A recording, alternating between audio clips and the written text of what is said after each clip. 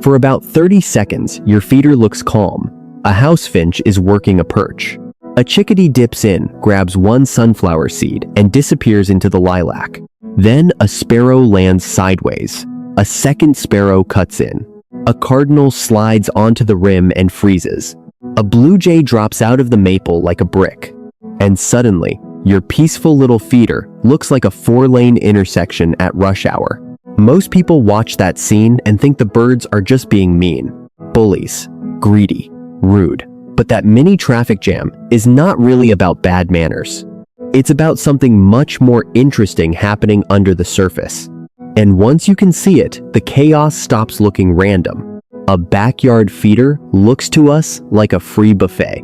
Plenty of seed, plenty of room, but that's not what the birds see. To a wild bird, your feeder is a narrow resource point. In an open, exposed space, limited perches, limited cover, and every second spent there is a second not spent watching for danger.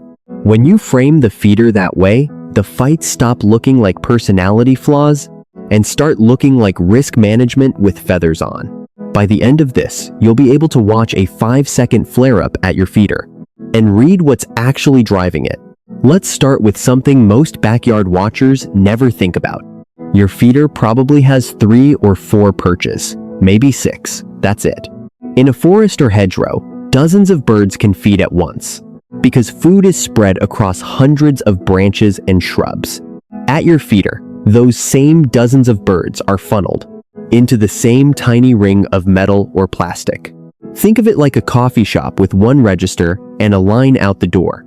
Even calm people get tense in that line. Now imagine the line is in the open, and a hawk might fly over at any moment. That's the baseline pressure. Before any single bird does anything aggressive, the structure of the feeder has already created competition that doesn't exist the same way in nature. Now drop the birds back in and watch what happens. In most North American backyards, there's a rough size hierarchy at the feeder. Blue jays, grackles, and red-bellied woodpeckers tend to push smaller birds aside. Cardinals and red-winged blackbirds sit in the middle. Chickadees, titmice, finches, and sparrows wait their turn. This isn't about who's nice. It's about who can afford to be displaced. A blue jay can shove a chickadee off a perch and barely flinch. A chickadee that tries to do the same to a jay would lose every time and risk injury. So smaller birds have a strategy you can actually watch unfold. Grab one seed, fly to a branch, eat it, come back, hit and run. Here's where it gets more interesting, because some of the loudest fights at your feeder aren't between species. They're between birds that look exactly alike. Watch a group of house sparrows for 2 minutes. One bird will lower its head, fluff its chest, and lunge. Another will spread its wings and hold ground. A third will dart in from the side and steal a perch nobody was guarding. Those squabbles aren't random. Within a single species, especially common feeder species like house sparrows, house finches, and goldfinches, there's a constantly shifting pecking order. Longtime bird watchers often describe it as a moving line. Birds that won a perch yesterday may not win it today, depending on who's around. And the squabbles don't usually end in injury. Most last under 2 seconds. A flick of feather, flare a tiny hop. For birds, a real fight is dangerous and expensive. Better to settle things with a posture than with an attack. So when you see 2 finches puff up and threaten each other, you're not watching aggression for its own sake. You're watching the cheapest possible version of a negotiation. This is the part of the morning where your yard stops looking random and starts looking like a system. Now here's something that surprises a lot of backyard watchers. 2 yards on the same street with the same birds can have wildly different fight levels. And the difference often isn't the birds, it's the feeder. A small tube feeder with 4 perches forces birds into close contact. Every visit becomes a negotiation over a tiny piece of real estate. A platform or tray feeder lets multiple birds spread out and lowers the pressure. Hopper feeders sit in between. They offer a perch on each side.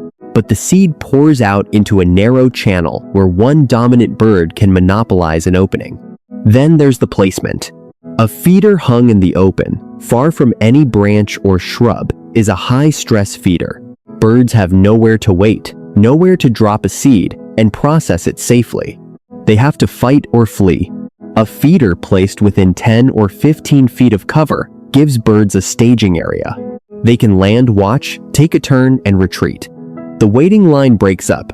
You don't need to change anything to see this in action. Just notice the difference between the species that come right to the feeder and the ones that hang back in the bush. Those bush birds aren't shy. They're playing a different position in the same game. Speaking of which, let's talk about the cardinal.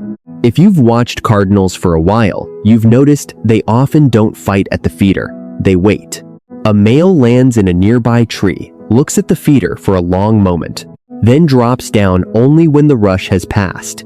Sometimes they prefer the ground beneath the feeder, picking up what other birds have dropped over the feeder itself.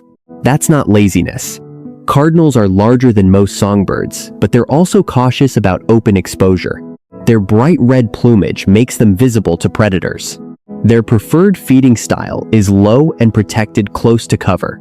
So a cardinal losing a perch to a sparrow isn't really losing. It's choosing a different risk profile. Same with mourning doves, who almost always feed on the ground, picking through whatever spills from above. They're slow, they're heavy, they're easy targets in the open. The ground near cover is where they feed best. Once you start watching for this, the feeder stops looking like a single battlefield and starts looking like several feeding stations stacked on top of each other.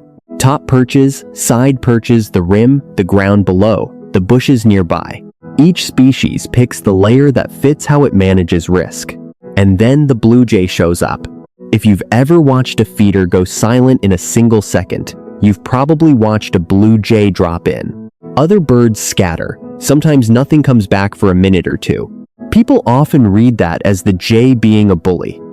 But here's what's actually happening. Blue jays are loud, fast, and large. When they arrive, smaller birds can't always tell in the first half second whether the dark shape coming in is a jay, a sharp-shinned hawk, or a Cooper's hawk. So they flush first and figure it out later. Once the smaller birds realize it's just a jay, the pecking order kicks in. Small birds wait. The jay grabs 3 or 4 seeds, sometimes stuffing extras in its throat to cache later, and leaves. Then the line resets. The fight you're watching is partly real. The jay does displace smaller birds, and partly a false alarm that everyone agrees to honor anyway. For a small bird, it's cheaper to flee a jay than to be wrong about a hawk. Now add a squirrel. Everything changes.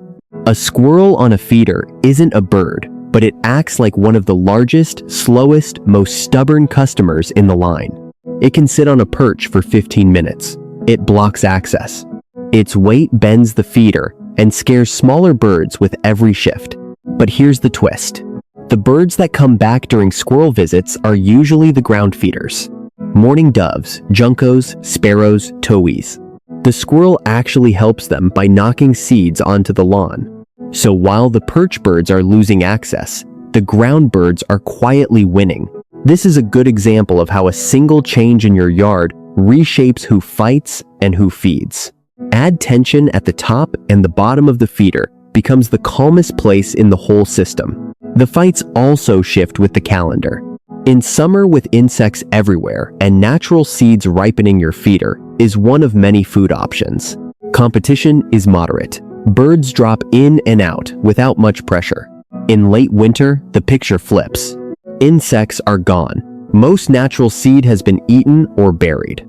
Cold mornings burn through a small bird's energy reserves fast. Now, the feeder isn't a snack. It's survival fuel. You'll see more birds, longer visits, and shorter tempers. Then there's breeding season, usually spring into early summer. Suddenly, the fights aren't just about food. Males defend territory.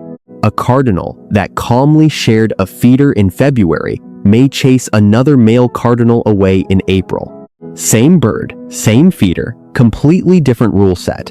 So if your feeder seems peaceful in October and chaotic in March, that's not your imagination. The pressure on your yard is genuinely higher.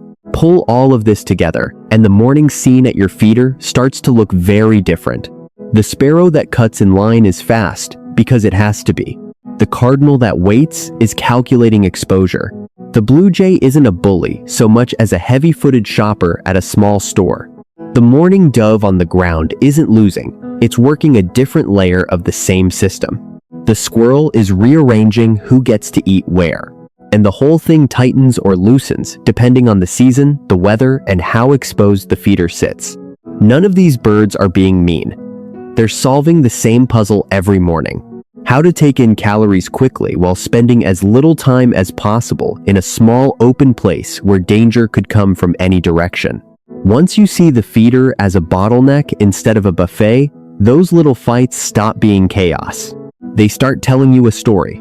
Here's a simple thing to try this week.